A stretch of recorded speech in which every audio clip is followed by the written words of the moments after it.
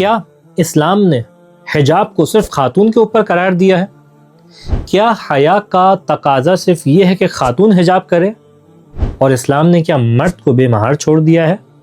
مرد کے اوپر کوئی قسم کے احکام لاگو نہیں کیے؟ کیا حیا کے کچھ تقاضے ہیں جو مرد کے لیے بھی قرار دیے گئے ہیں؟ تو اس کا جواب ہے جی ہاں، بالکل۔ جہاں اسلام نے خواتین کے لیے حجاب کا حکم قرار دیا ہے، جہاں حیا اور عفت اس بات کا تقاضا کرتی ہے کہ خاتون اپنے آپ کو حجاب کے اندر رکھے نامحرم سے، وہیں اسلام نے مرد کے لیے بھی کچھ حیا کے تقاضے قرار دیے ہیں، اور وہیں پہ اس مرد کو بے مہار نہیں چھوڑا، بلکہ اسلام نے مرد کے لیے یہ حکم قرار دیا ہے کہ تمہاری حیا کا تقاضا یہ کہ اپنی نگاہوں کو نیچا رکھو۔ یہ مرد اگر کسی کے اوپر نگاہ ڈالے تو یہ اس کی بے حیائی کی علامت ہے۔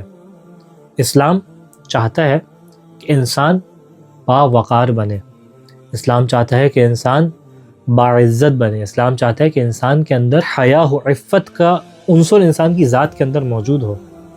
اسی کی وجہ سے ہمیں یہ دکھائی دیتا ہے کہ اگر کوئی مرد خدا نہ خواستہ کسی خاتون کے اوپر غیر مناسب نگاہ ڈالتا ہے، خدا ہمیں اس فعل سے بچائے، تو یہ صرف نگاہ خاتون کے اوپر نہیں ڈالتا، بلکہ یہ اپنے نفس کے پست ہونے کا اظہار کر رہا ہوتا ہے، یہ اپنی ذات کے بے حیا ہونے کا اظہار کر رہا ہوتا ہے۔ نگاہ حرام انسان کے نفس کی اس نیچ کیفیت کو بتلا رہی ہوتی ہے۔ جس طریقے سے خاتون کے لیے حجاب کا تقاضا یہ ہے کہ اپنے چہرے کو اور اپنے سر کو ڈھانپے، مرد کے لیے بھی تقاضا یہ ہے کہ اپنی نگاہوں کو نیچا رکھے۔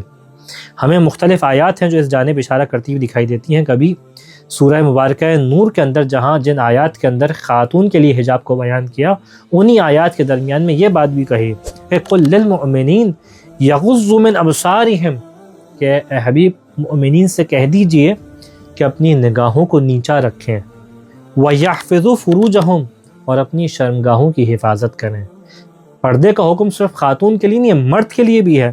پھر بیان کیا ذَلِكَ أَزْكَىٰ لَهُمْ، یہ فعل آنکھوں کو نیچا رکھنا مرد کے لیے زیادہ طہارت کا سبب ہے۔ کبھی سورہ مبارکہ غافر کے اندر ارشاد فرمائیں کہ یعلم خائنۃ الاعین، کہ خدا نگاہوں کی خیانت کو جانتا ہے۔ انسان نہ سمجھے کہ کسی خاتون کو دیکھ رہا ہے، کسی نے نہیں دیکھا تو خدا نے بھی نہیں دیکھا، نہیں، خدا ہے جو نگاہوں کی خیانت کو جانتا ہے، اور نگاہوں میں سب سے زیادہ خیانت والی بات یہ ہے کہ انسان ایسی منظر کو دیکھے کہ جہاں پہ نگاہ اٹھانا حرام ہے۔